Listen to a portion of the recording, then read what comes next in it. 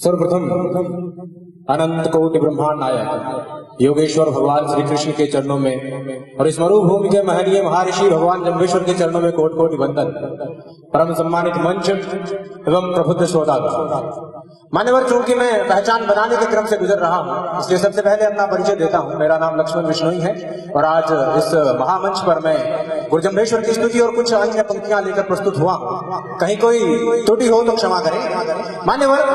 5 शताब्दियों पूर्व जब इस बंजर भूमि पर रहने वाले लोगों के मन मस्तिष्क भी अधर्म की आंधियों के कारण बंजर हो चुके थे,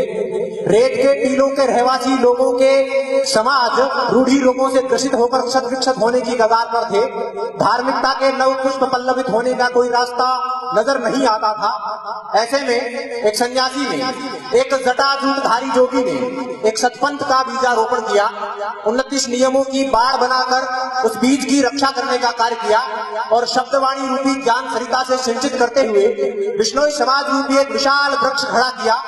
जिसने आंधियों से टक्कर लेते हुए, अधर्म की आंधियों से टक्कर लेते हुए धर्म की शीतल बयार को प्रसारित करने का कार्य किया। आज इस महोत्सव में मौजूद हम सभी व्यक्ति उसी वृक्ष के पल्लवित पुष्प हैं। इस अद्भुत समाज के संस्थापक, उस अद्भुत योगी की पूजा करते हुए मैं स्तुति की पंक्तियां समर्पित करता हूं कि श्वेत शमश्रु शुभ्र वसन, काषाय टोपिका काली माल,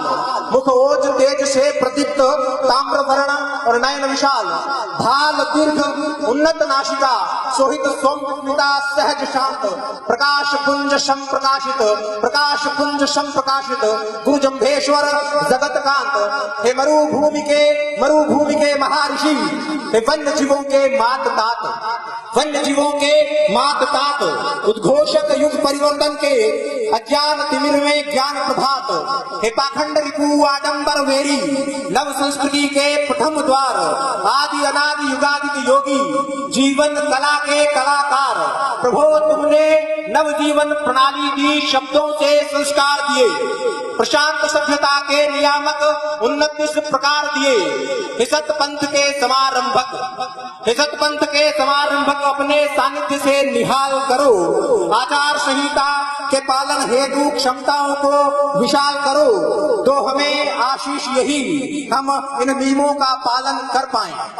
तो हमें आशीष यही हम इन नियमों का पालन कर पाए, हम पराकाष्ठाओं तक पहुँचे, कुल नाम अमर कर जाएं, प्रतिशोध विहीन प्रतिरोध करें, प्रकृति के संग पले सदा और वन वानिकी के रक्षक बन यूं ही धर्म पर चले सदा। मेरी प्रार्थना यही है कि हम वो सामर्थ्य प्राप्त कर सकें जिससे हम 29 नियमों का पालन कर सकें, गुरु जम्भेश्वर के पद चिन्हों का अनुकरण कर सकें, हमारे समाज के महापुरुषों का, महानायकों का, महानायिकाओं का अनुसरण कर सकें। महाभारत के वन पर्व के 312 और 313 अध्याय में एक बहुत सुंदर प्रसंग आता है यक्ष युधिष्ठिर संवाद का, जिसमें यक्ष का प्रश्न होता है क्या पंथा, तो युधिष्ठिर उसका जवाब देते हुए धर्म की पंथ की परिभाषा सुनिश्चित करते हैं कि महाजनों येन गतः स पंथा, महाजन जिस रास्ते से गुजरते हैं वही मार्ग है, वही पंथ है, हमें उसी का अनुसरण करने की आवश्यकता है। मैं समय सीमा की बेड़ियों की जकड़न को महसूस कर रहा हूं, इसलिए बिल्कुल संक्षेप में अपने भावों को समेटता हूं कि हमारी समाज की मुख्य छवि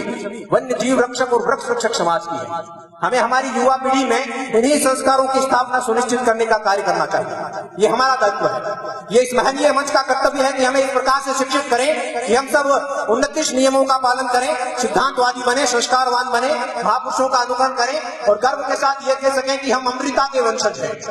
हम अमृता के वंशज हैं, हम विष्णु के आराधक हैं,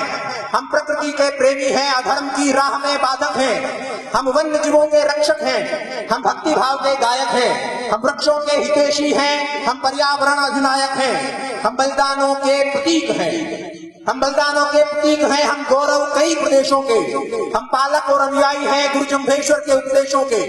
हम संस्कृतियों के संगम हैं, हम व्यसनों के वर्जक हैं, हम शिकारियों के शत्रु हैं, हम इतिहासों के सर्जक हैं, हम सद्वृत्तियों के संवाहक हैं, हम हरियाली के प्रसारक हैं, हम कुरीतियों के विरोधी हैं, हम शब्दवाणी के प्रचारक हैं, हम शांति अहिंसा के अनुरागी, हम स्वच्छता की पहचान हैं, लक्ष्य 29 नियमों के अनुवर्ती, हम बिश्नोई की संतान है, हम बिश्नोई की संतान है। बोले श्री गुरु जम्भेश्वर भगवान की।